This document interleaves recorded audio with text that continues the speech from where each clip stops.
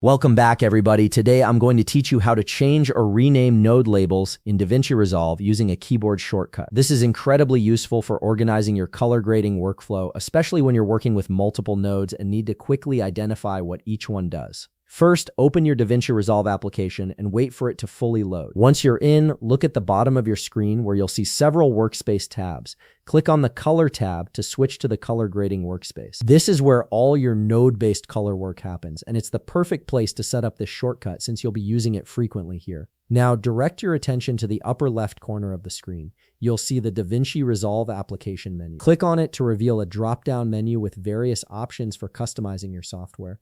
This menu is your gateway to personalizing how DaVinci Resolve works for you. From the drop-down menu, click on Keyboard Customization. This opens up a comprehensive window where you can assign, modify, or remove keyboard shortcuts for virtually any function in DaVinci Resolve.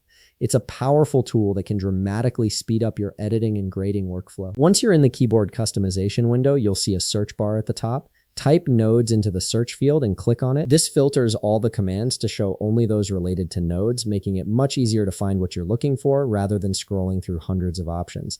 Now scan through the filtered results until you find the command labeled Label Selected Node. This is the function that allows you to rename nodes with custom labels.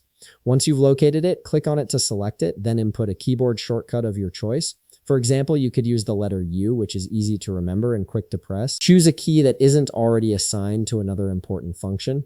After you've assigned your shortcut, look for the Save button, usually located at the bottom of the keyboard customization window. Click Save to apply your changes. This ensures that your custom shortcut is permanently stored and will be available every time you use DaVinci Resolve.